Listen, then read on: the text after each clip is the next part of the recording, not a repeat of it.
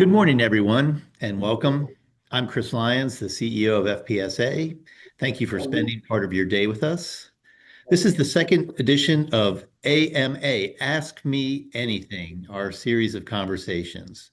Our goal with this series is simple.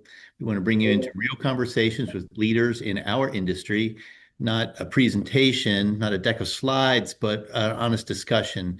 And we'll be talking today about leadership and actually what it looks like day to day. I'm pleased to be joined today by Esther Cadena, the president of Alfa Laval, Elizabeth Cobb, who is the global food safe product and business manager for Interlocks, and Melissa Reinhardt, process engineer from Burns and McDonnell. All three were recognized at Red Circle Honors, which is a recognition program sponsored by FPSA's Women's Alliance Network. If you've never been to the Red Circle Honors breakfast at our Eats trade show, it's one of the most energizing events that we host. It recognizes leaders across the food and beverage industry who are advancing women, driving innovation, and strengthening high-performing organizations. Today's conversation is about how that impact actually happens day to day, decision by decision. The format is intentionally conversational. We want to talk about real experiences and honest perspectives. So let's make some introductions. Esther, Elizabeth, and Melissa. I'm going to ask each of you to tell the audience two things here. First is what your role is and what your responsibilities are, and then giving us a moment or an experience, it could be any time in your life, doesn't have to be related to your current job, that shaped how you think about leadership and influence today. Esther, let's start with you. Okay, thank you very much, Chris, and welcome everyone, and super happy to be here. So thanks for this opportunity. So my name is Esther Cadena. I'm president of Alfa Laval. We are a equipment manufacturer for food industry and a lot of other industries. We actually do separators, we do heat exchangers, and we do pumps and valves, and all type of fluid equipment that is used on the food industry. Very excited to run this team here in North America, and it's we have locations all over the country, and definitely been here in the country for more than 130 years. So we are definitely loving to being in the US. Basically, I'd say leadership experiences that have shaped me, or experiences that have shaped me. I mean, I have a lot of them. I mean, I think I have a lot of them. I think every single day you have the opportunity to be, challenged and shaped, and really think differently about something. But I would say one of them for me probably is when I was on this crossroad of building my family and keeping my career, and that is a pivotal moment, especially for women, perhaps, less impacting for men. And now, when I look forward and you have a college daughter that tells you, how proud you are of, how proud she feels about her mom.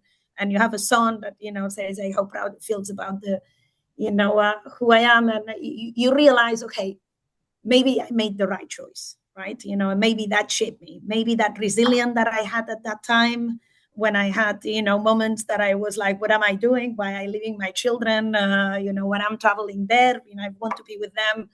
Maybe, those experiences help me to shape who I am and the leader that I am. And who am I at this point of time when I can interact with my team, about more than 600 people that we are here in the US, how can I impact their lives as well? So yeah, I will leave it there. Yeah, that's fantastic, right? Harking back on the challenges of balance, right? Don't we all have that Exactly. challenge? Yes. Exactly. Elizabeth, how about yourself? Introducing your job and scope of responsibility, but tell us that also a moment or experience, something that really shaped how you think about leadership. Yeah, so I am Elizabeth Cobb. I am the product and business development manager for the food safe platform at Interlocks. So I really work just to get really close to our customers, get really close to food manufacturers, because at the end of the day, I'm their customer, right? I'm helping them make safe food for my family. And I get close to them and I understand what their problems are and then bring it back to our team internally. So that's our engineering team and our marketing team and our sales team, and helping to develop brand new innovations to bring out to the market. For me, I didn't start in this role. I actually started in customer service. And when I started to interact with customers and then interact with the internal team, I had some people that weren't on my team that were reaching out to me saying, "Hey, I think you could support me in this," or "I saw the really great things you did, and I think you can help me." For me, that really changed my perspective of leadership. Leadership is peer leadership. Leadership is understanding how you can influence people with everything that you do. It's being consistently supportive. And it's really just showing up for people when they need you so that they know they can rely on you. That's a very interesting insight, right? That leadership is not always charging ahead, right? It's the constant support, and it's a longer term relationship. I like that a lot. And Melissa, how about yourself? Tell us about yourself and talk about a moment or an experience that shaped how you think about leadership. So, Melissa Reinhart, I'm a process engineer with Burns& McDonnell. So I work kind of at the intersection between construction and manufacturing. I lead process engineering scope on big capital projects in the food and beverage space. I'm also the subject matter leader for freezer systems. So know a lot about freezers in case you're ever curious and want to deep dive there. My world is very technical. It's super fast paced. I know we had a little sidebar chat about that before we kind of got on here today.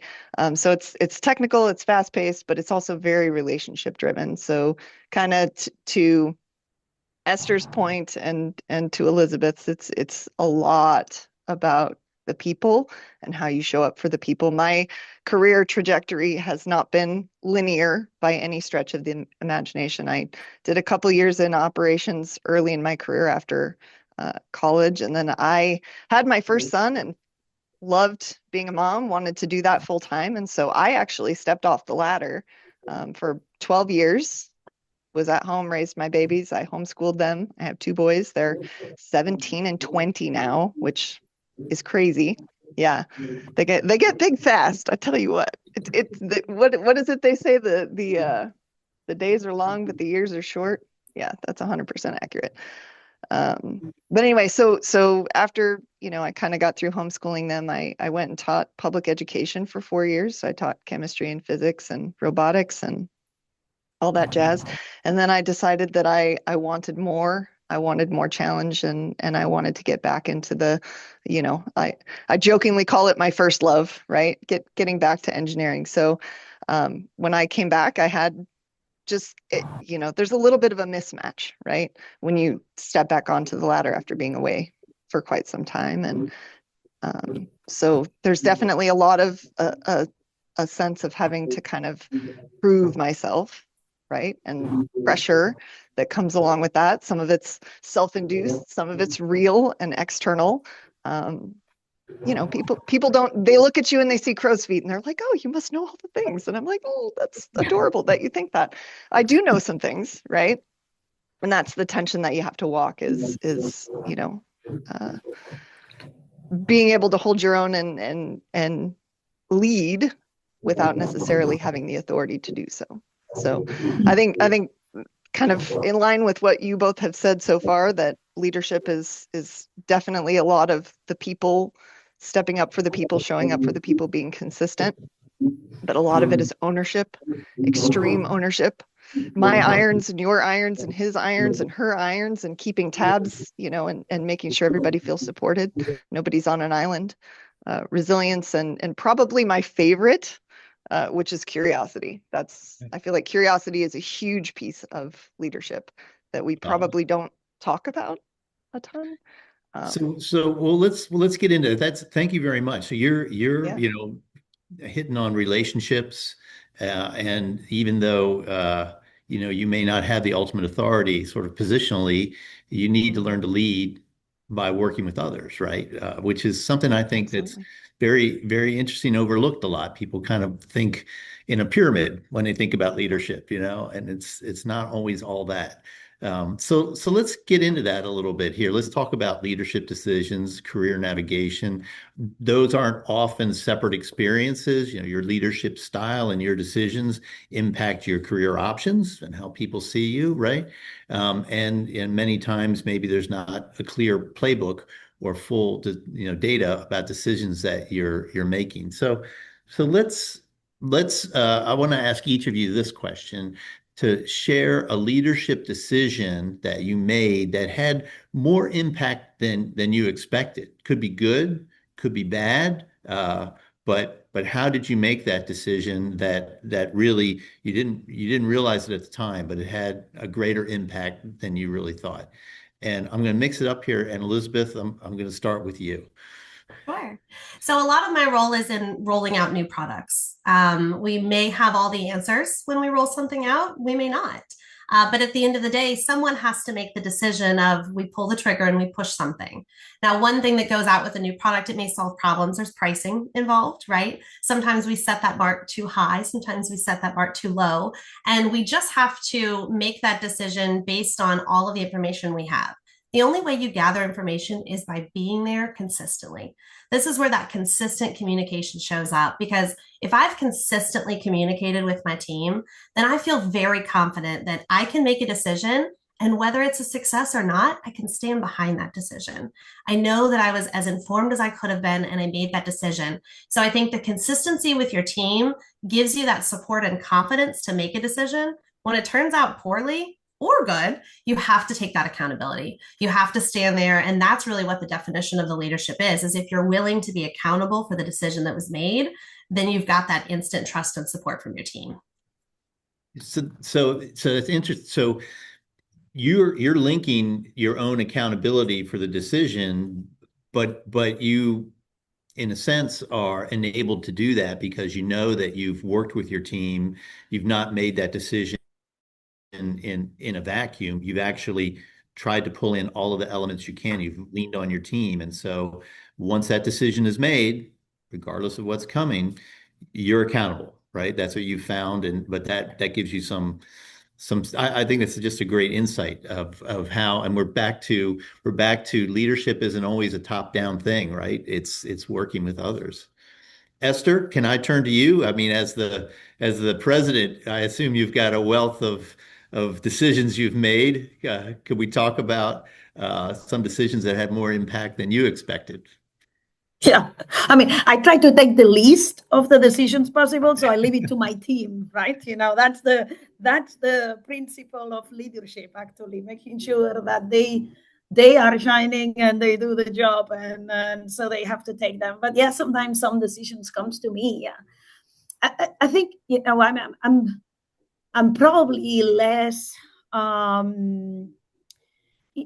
A lot of my decision making is a mix between your instincts and your data, right? Analysis, and I think that's you cannot be paralyzed, but because you want to analyze everything, you want to know every single detail and etc. But because speed is also important, but at the same time, you don't want to take all your decisions based on your instinct and your gut, right? So it's super important to therefore surround yourself with people in your team that can balance you.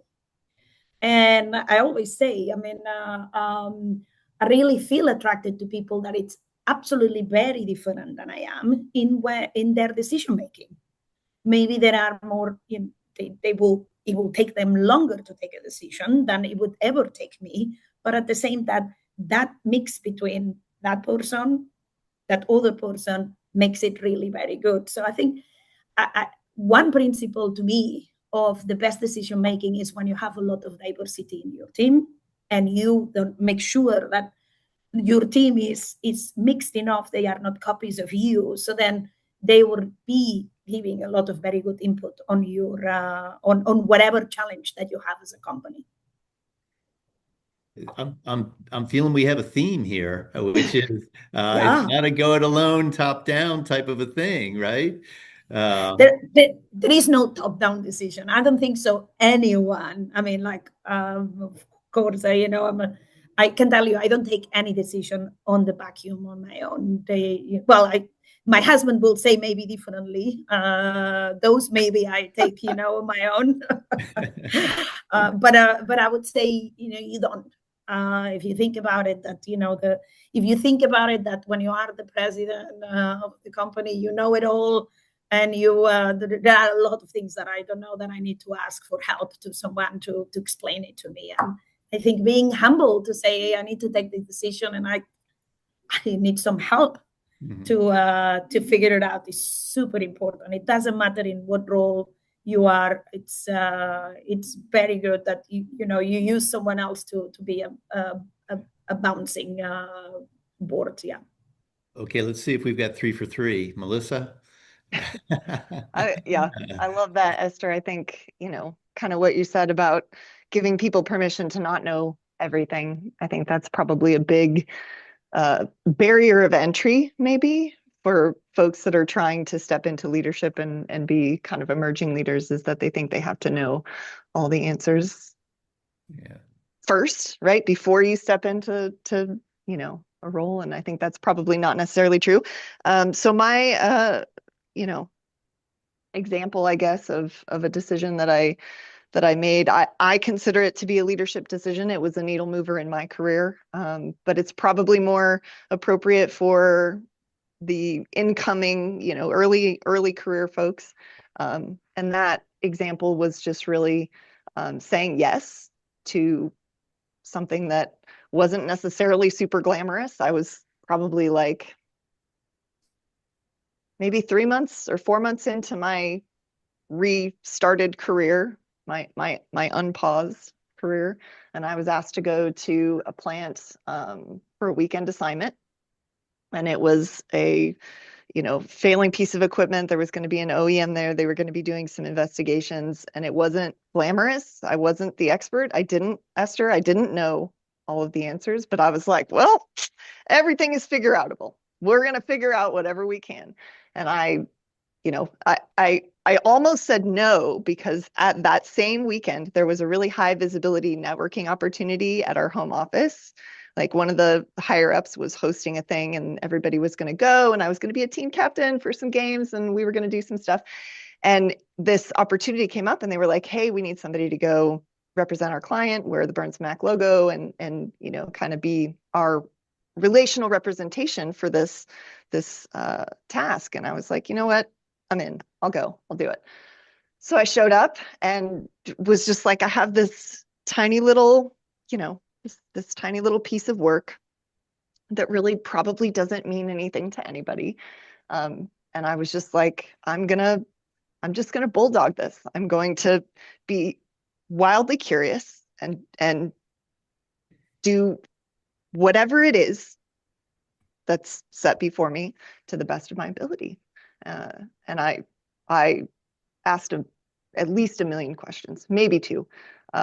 Followed up, was, just incessantly note-taking, being very, very invasive, I guess, while I was there, and just doing what I could to extract every bit of knowledge and information that I could from that experience. And it turned a lot of heads. And before I knew it, subcontractors were calling my boss's bosses and giving them feedback and being like, where did she come from? Where have you hidden her? Like, and that's when I started to kind of understand, like, oh, this small little thing that I can just own well can turn into leading without authority, or without, Esther, all the answers. So yeah, so how you show up, right? Yeah, exactly. You seem to have showing up for a client. Yeah. over delivered, right? And so that again, the decisions that you make, they end up impacting your career and your options, right? Visibility, Absolutely. credibility, those types of things. But so I want to touch back, though, Elizabeth, in something you were saying. Leadership not being a solo activity, right? Talking to everybody, just like all three of you said, I'm talking to everybody, I'm gathering everybody's opinion, getting all the data I can. But then in the end, the decision is made and the accountability is yours alone, right? Uh, and have you all found that is a necessity as well in leadership? Is that kind of the essence of saying that's where the leadership is, right? So, maybe Elizabeth, you could expound a little bit on that. Yeah, I definitely think the leadership is being willing to take that accountability. But I think that if you are recognizing what that peer relationship means, to Esther's point about having someone who fills your gaps, you have to find someone who is a trusted partner that will speak candidly to you, that will say, hey, you're going in the wrong direction, or hey, kind of your gut check, right? You have to be able to facilitate that trust in order to get that accountability. Once you have that, then you can be very confident in your decisions, and the leadership is being willing to take the accountability. But if you've built the relationship, everyone's got your back just as much as you have theirs. So I think that's the key piece is if you've truly built those relationships, you may have your name stamped on the decision, but you know for a fact that every single person is standing there behind you and has your back with that support as well. Yeah, that's a great insight. Esther, do you echo that? Yeah, I mean, I echo that. I would say, though, I mean, I'm going to go a bit dark here, but leadership is lonely. I mean, that's the reality. I mean, because, and especially this is where a lot of managers struggles when they move from being a team member to being a team manager. All of a sudden, you feel excluded. I mean, you feel like, it's a point where, yeah, I don't get invited to a lot of parties because I am the boss, right? And I'm a person with feelings. I want to be invited, right? But you realize, okay, leadership is lonely, and sometimes it's lonely because you have to take decisions that are not fun decisions. Maybe you have.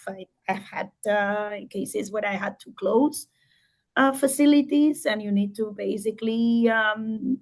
That's a very lonely moment, right? Because maybe just only two people are in the decision, and you are standing there telling people that they are going to lose their job and that you're going to treat them the fairest possible way, but still you are really altering the life of someone, right? So I would say I think I want to make sure that everyone knows that leadership has a component that it's lonely. Mm-hmm. Mm-hmm. Okay, fair. So Esther, can I ask a follow-up question on that? Absolutely, yeah.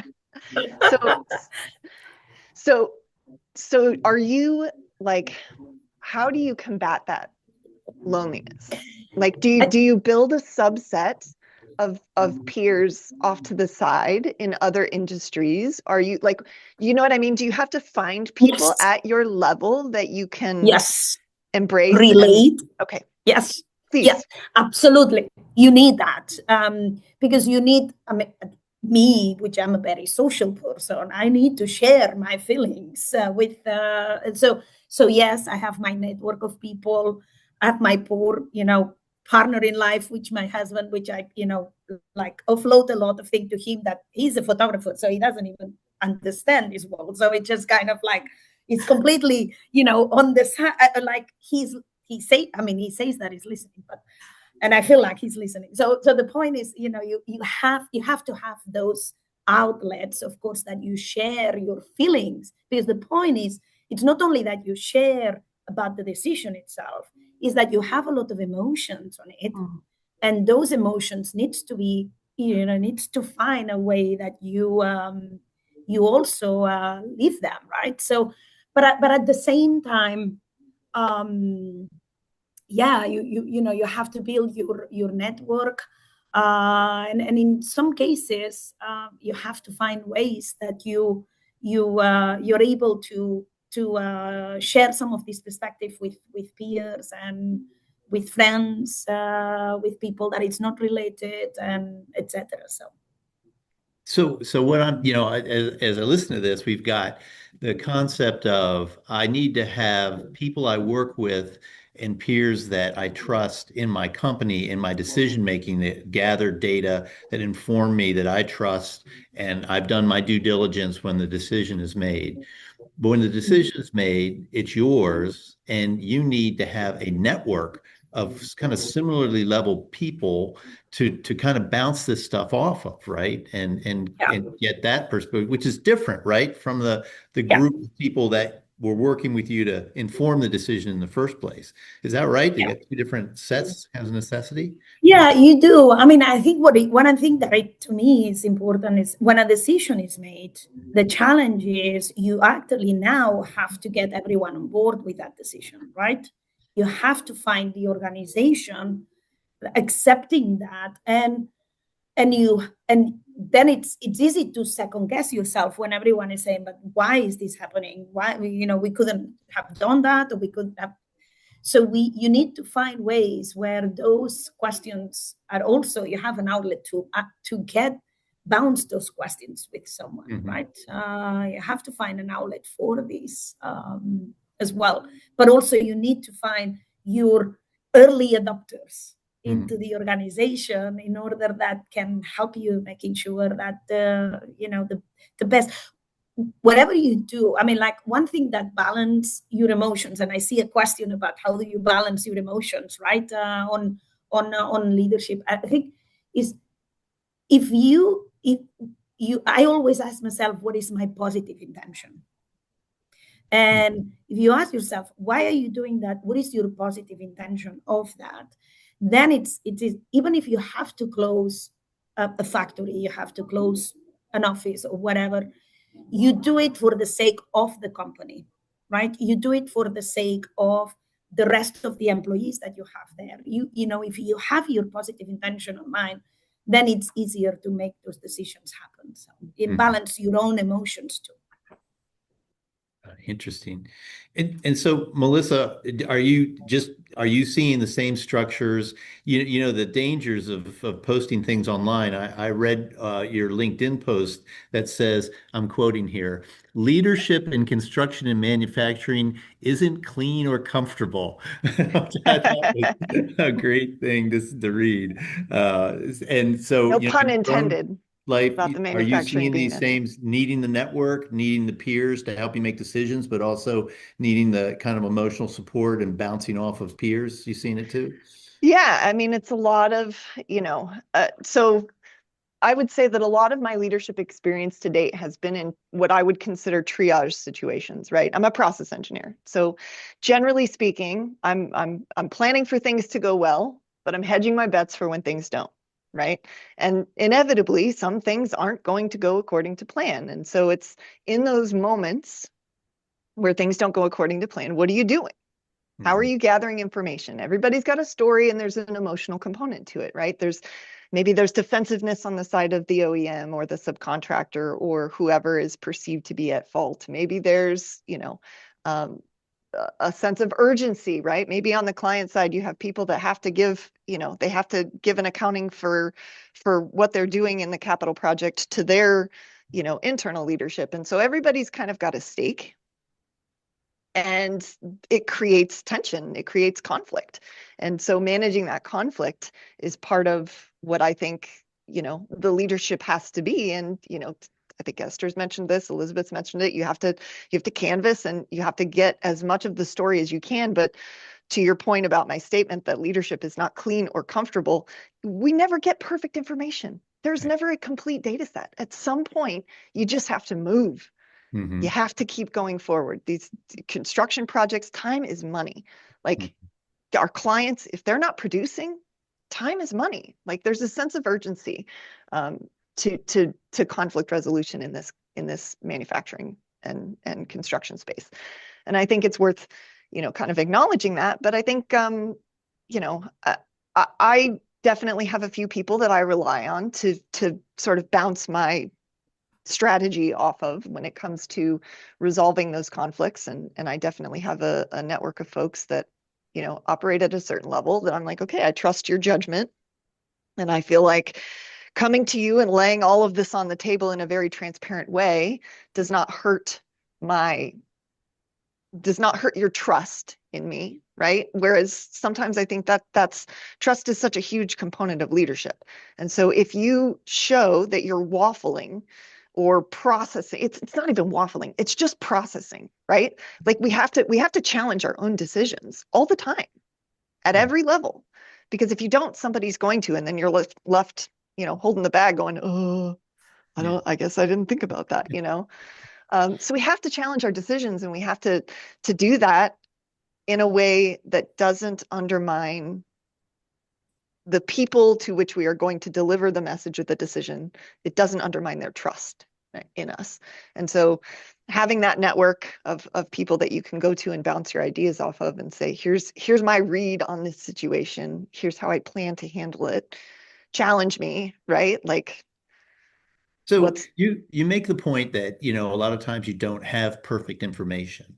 And I think that's, a common experience that people have had being in a decision point and having to make a decision with less than all the information they would like. Even though we've just discussed the smart thing to do, if you're capable, if you're able to do it, surround yourself with a bunch of smart people, right? That back you up. Absolutely. Right? Hire good people, work with good people, right? But let me ask this question, and Elizabeth, I'll go back to you to ask this first. As your career have progressed and you've gotten, more and more scope of responsibilities, do you find that the decisions that you have to make are better informed, or do you run more often into decisions that are ambiguous as you've grown in your career? Ambiguous. I think everyone kind of easily jumps at the easy questions and then they pass along the hard ones. Yeah. So I definitely think that's a massive component. The more and more visibility you have, the more and more responsibility you have, the more people that are looking to you, the tougher the decisions are going to get as far as being well-informed decisions. Mm-hmm. Esther, has that been your experience? Yeah, sorry, I muted. I have some background noise over here. So yes, yeah, definitely. I mean, like the decisions. It's the same with. I think it's the same with kids. When your kids are tiny and smaller, like the decisions you need to make around them are simpler, right? When they get older, it's bigger kids, bigger problems. So it's the same. Like you grow in leadership, it's your decisions are going to be more complex. Definitely, they are going to be more bigger, right? And so, but it's part of life. I think it's the beauty of it, and then it's the beauty as well is that the same that it prepares you on the different shapes in life. I think it prepares you, like if you are a leader now that you have started, and that's why I want to encourage the people that it's listening. And if you're you just have a couple of people in your team, right? And you look at, okay, will I be able to have a team that has, multiple layers? I would say yes, because if you slowly, challenge yourself, then you learn about these more complex decisions, and it becomes natural. It doesn't mean like you will have a magic wand that will make you capable to take, like complex decisions. No, it's like you will be experiencing, and you will make mistakes. You will take the wrong ones sometimes, and you will learn from those and stand up again and keep going. Yeah. Yeah, Esther, I do think that while they don't get easier, they definitely get harder. I think it gets more fun because you're like, hey, I've failed before and I'm still here. So it's okay. Let's find creative ways to answer the question now. So I think it gets a little more fun the more confident you get. Exactly. Yeah. I like that, Elizabeth. I think that's resilience in action, right? You're like, we're going to embrace it. It's the wild, wild west over here. We're going full speed ahead. Let's have some fun. So let me ask this, Elizabeth, you brought up the V word, visibility, right? And so, and I don't want to ignore the fact that you are on our panel today because you're all women who have been recognized for leadership, right? And so as your influence grows, as you take on leadership roles, and at some point, talk about how you realized that people were paying attention to how you acted as a leader, right? And in particular, how you felt that was was because, as a woman, was that different from how your male peers were, and how that realization kind of changed how you communicated, like a self-realization point. Did that, tell us how that kind of occurred for you? Yeah, so I think everybody on this call can probably relate, but imposter syndrome is real. It's extremely real, and I think it's more prevalent in women, especially in a male-dominated industry. And I think we're constantly questioning ourselves. And when we're highlighted, whether it's on a meeting and someone calls and says, like, "Hey, you're actually the expert here," or it's something like getting recognized at the Red Circle Honors Award, like it is incredibly humbling to say, wow, someone recognized all of my hard work. Maybe I should start to recognize myself. Maybe I should have confidence in this space and take up space and really just be confident in the fact that I do know what I'm talking about and I got here for a reason. So I think any one of those little recognitions kind of build up, but we're still constantly questioning ourselves. So we constantly have to recognize that and say, hey, if someone else is recognizing that I'm succeeding, then I need to recognize it for myself as well. So giving yourself space to say, look, I did a good job, right? That's an important message, I think. Yeah. And Melissa, have you found the same thing? Yeah, I mean, so that's a little bit of a challenging question for me to answer because my personality lends itself to being very bold all the time. Putting myself out there is not challenging for me. But that can also make you a target, right? I mean, maybe. I don't know. Yeah, I don't know. I don't find this one particularly challenging. I don't have a hard time being confident because, again, I don't have all the answers all the time, but I know that I can learn anything. Mm-hmm. And that I guess that philosophy, whatever you want to call it, that paradigm, that frames everything that I do. So Yeah. I can walk into any room anywhere So with anybody and I'm confident. I know what I know and I know what I don't know and I know when to say uncle and I know when to ask for help. And okay. So yeah, but you're tempering that with saying you also realize when you don't know, you can say, I don't know, right? absolutely. It's like, hey, Absolutely. whatever I said is right. Yeah. And Esther, in your own journey, is there an inflection point where you realized that your profile was rising up and people were looking at how you showed up as a leader? Yeah, I mean, I think, I mean, I can echo Elizabeth in the sense of definitely the imposter syndrome exists. Melissa, you are super lucky not to have it, but I still have it now. So I mean, it's like it's a very real thing. We are talked to a bit, question ourselves, right?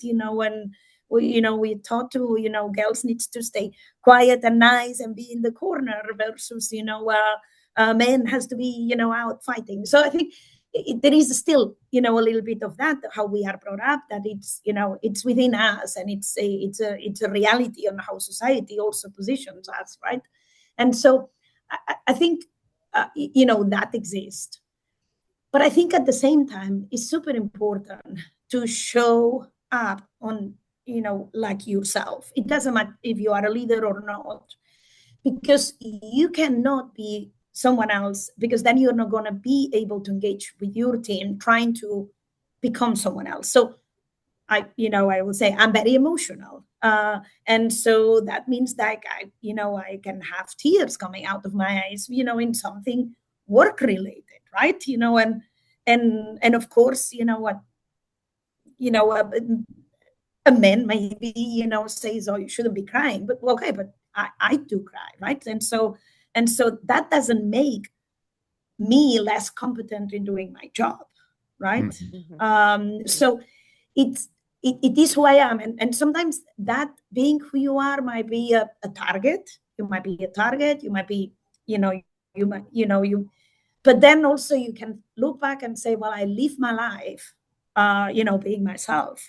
So because if you have to live your life being someone else to just feed on a standard at work or in everything, I don't think so you would be happy. So I think it's a balance between, yes, having that syndrome that we all have, like questioning ourselves, I'm sure I can do that job, I'm sure I can, and at the same time not trying to change yourself too much to fit. Yeah. But rather than really create the space. And the more we do this, I think it's going to be easier for more people to come along, even for sensitive, people. Doesn't matter if you are men or women, to be able to say, well, if the president is crying because of this, then maybe I should also, right? And maybe I can also let my emotions permission.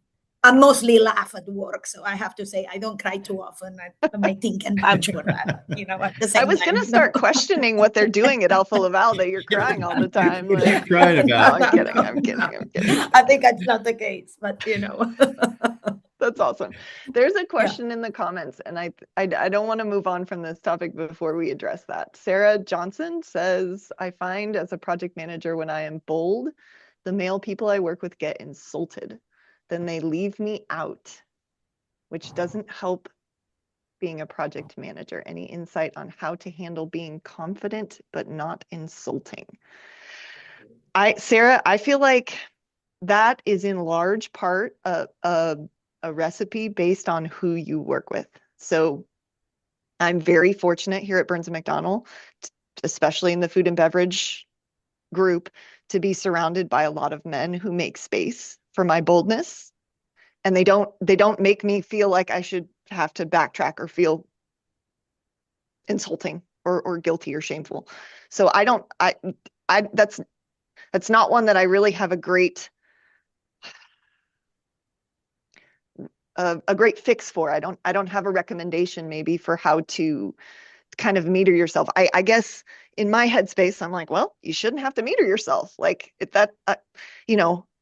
you should be able to have integrity, be bold if you're bold, and you should be able to still contribute to projects. If they're leaving you out, I guess I don't know if it's like decisions that they're leaving you out of, or just like invitations to meetings with the client that they're leaving you out of, or like, the context is a little bit fuzzy in terms of how they're leaving you out, or maybe just not inviting you to be part of, requesting your presence on project teams in the future. But in terms of handling conflict like that, my preference is to handle all conflict one-on-one. It's always better in a one-on-one. So if there is a particular person that you're noticing seems to be rubbed the wrong way by your boldness, then I would say, is it an option for you to schedule a one-on-one with them and to sit down with them and say, hey, like, I've noticed that sometimes, so I don't get included on X, Y, or Z, or I feel like we're describing a tension between being authentic, right? Mm-hmm. And I think that when you think of somebody that is a natural leader, it's probably another way of saying that person is authentic, and that authenticity is something that attracts people and makes them a natural leader, right? But also situationally, right? You may have to kind of change how you present, right, in order to be part of the team or whatever the process is at the time. Is that a fair statement, Elizabeth? Yeah, Elizabeth, you go first, yes, and then I'll give a couple of. Oh, yeah, I definitely agree. I think that is a fair statement. I think there is a balance. I think there's also, like, it's very hard to change someone's perception of you. So if they feel that you are insulting, that is very hard to change without a consistent change. So one thing that I think we talked about this before we jumped on the call, but like being proactively complimentary, like making it a point to go out and mention why someone is valuable to be on your team, why you enjoy working with someone, will hopefully encourage them to find a reason why they enjoy working with you. I think there are ways around someone's mindset that is so hard to change, but you could maybe drop little seeds that will help them to try to change their perspective a little bit. That's very insightful. And Esther, what's been your Yeah. The only comment I would say is, I mean, I think it's important, and it might not be the case, to not confuse boldness with, overly self-confident, that you don't include others as well. So I'd say, we don't know you, and it's very hard to give an advice, but I would say at the same time, it's, like Melissa said, just approach the conflict one-on-one, or understand why this is happening, from the perspective that you are not responsible of how someone else feels about yourself, but at the same time, you are responsible to make sure that things work. And I always say, we don't need to like each other, but we need to be able to work with each other, right? So I think that's that to me would be something that I would recommend to. And so, Esther, in talking to that, and I know we touched on this before when we were talking, before the webinar here, as you've risen up in your career, you've shifted from managing work to managing other leaders, right? As in your role as president, can you talk a little bit about how you had to change, how you had to make a change in those leadership styles? Mm. Yeah, I think when you manage work, you achieve yourselves through people, but you are on all the details. I mean, you control everything, right? And on that controlling everything, there are a lot of managers that I see, they struggle to go to the next level, because when you are managing through other people, through managers, you need to let them do the job the way they feel needs to be done, right? Not the way you think needs to be done. And I think it's subtle, but if you are a very controlling person, if you want everything to be done the way you would do it, then you will not be able to be successful as a leader. I think I get in a lot of discussions with my team where it's like, I completely disagree on the decision that they are taking, but it's their decision. It's not my decision. Of course, if they are going to tank the company, then I might be intervening. But, at the end of the day, in general, it's decisions about their team, about the market, about who is going to take this, who's going to do that. And so if you feel confident with it, just go for it. So I think that's the transition from being a people's man. You manage just a team versus you manage a bunch of managers, is that you have to learn that anything will be not the way you would do it. Mm-hmm. And on that diversity, you get a fantastic recipe of success. Interesting. Really fantastic insights that you are all sharing today. I really appreciate it. So, as we kind of come to the end of our time on this webinar, I want to ask each of you to talk to our audience of professionals, especially women professionals, right, that are building careers in our food production manufacturing industry today. What is one, and I know we've talked about a lot of things, but if you had to call out one practical lesson that you would pass along, right? Something that somebody has told you earlier in life, or something that your experience has led to, this is like a big pole in the tent. What would you pass along to emerging professionals in this industry? And Melissa, I'll start with you. Ooh, I would say, say yes to things that feel uncomfortable. Yeah, back up your optimism with results. Be optimistic. For the love of all that is holy, have a good time. we work to live, but like, these people are my friends. Like, this is, we do hard work, but we have a hell of a good time doing it. Okay. So enjoy yourself. Find a place, find a team, find a spot where you can have a good time. You don't have to know everything. You just have to be willing to learn anything. Yeah. And love people. Love people.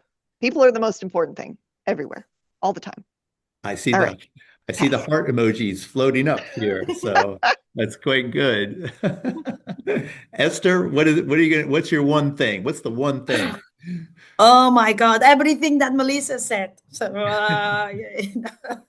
but I would say, yeah, I'd say one thing. I couldn't agree more with everything that she said. But I would say one thing is about this, like balance and etc. You will never have balance. You will. I think it's going to be very difficult when you try to handle the family. So I always say, leadership is a triangle where it's like your job, your family, and sometimes it's never a perfect triangle. It's always like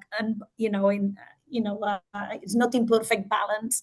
And the nice thing is you accept that. Some days, it's more about the family. Some days it's more because the family needs it, and some days it's more about work because work needs it. And on that, try to enjoy it. Try to enjoy the ride where things becomes a little bit unbalanced, but at the same time, you do your best and don't push yourself to actually be perfect. So. Yeah, I like that.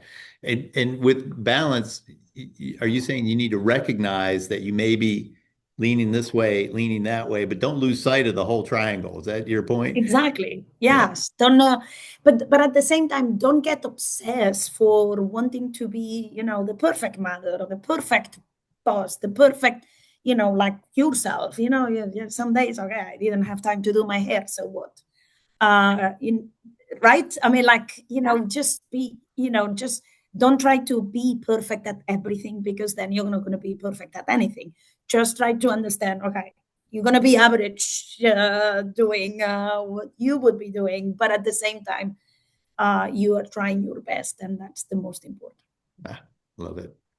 All right, Elizabeth, what's the golden lesson?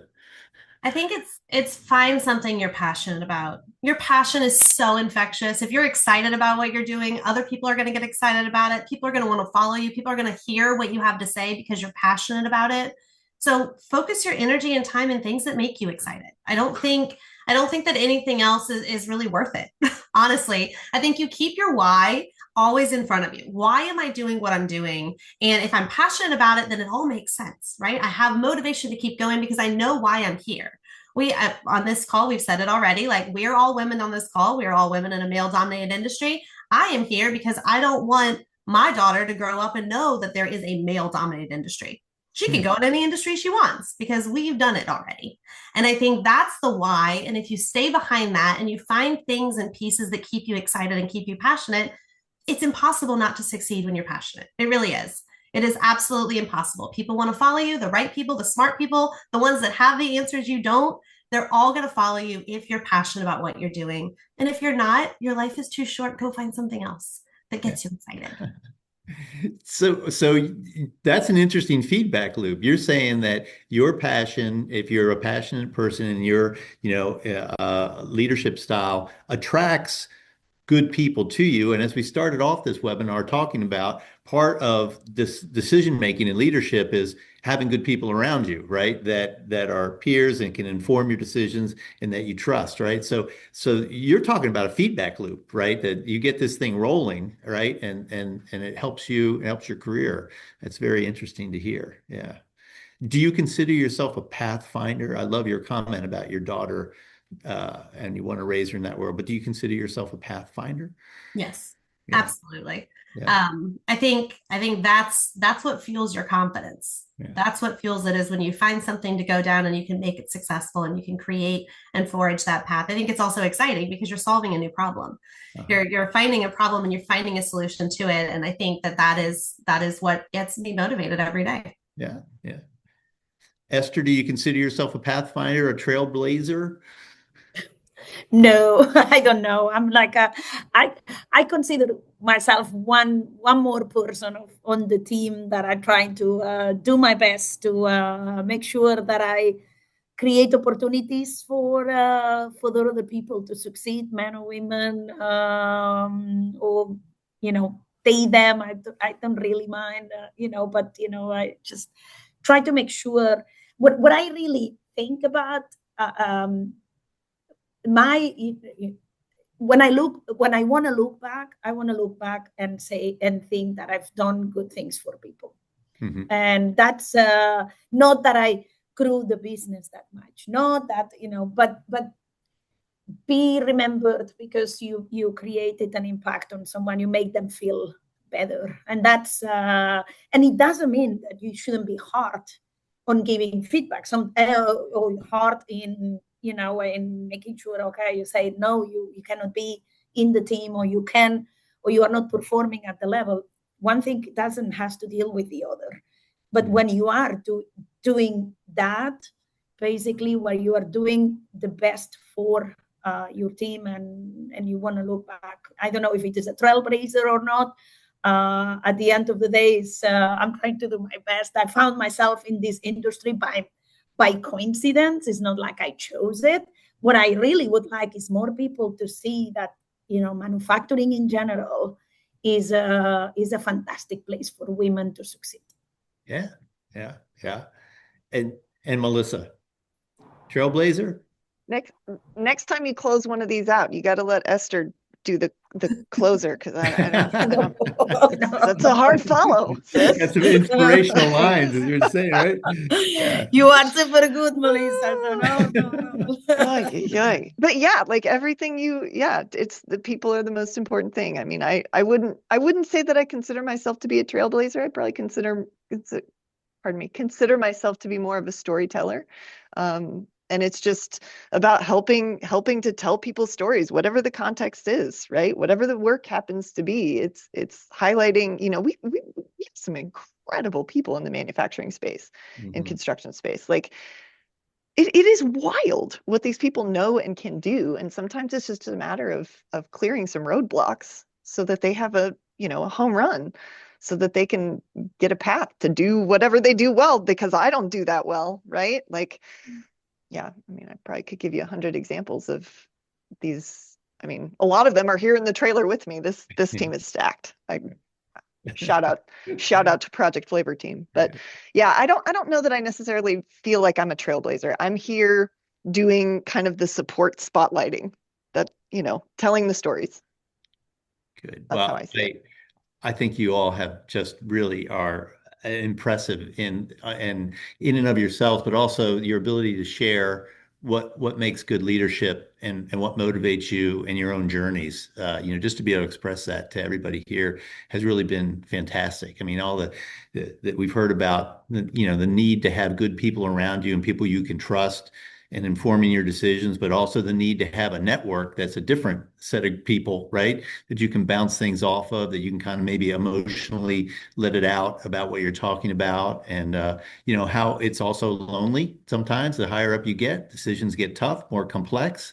But through all of that, staying authentic has come through on all of you, and have fun. That's come through. So, how all this goes together, it's fascinating to hear your journey. So thank you very much. I want to thank you. I'm sure our audience really appreciates everything you've shared today. We're kind of at the end of our time, and look forward to continuing to hear in the course of events that we put on more about your leadership and lessons that you can give to all of us. I'd like to thank everybody else that listened in today, and folks that threw in questions. We certainly didn't get to many of them. I know they kept popping up left and right here, but we'll be continuing this series and hopefully getting to some of those.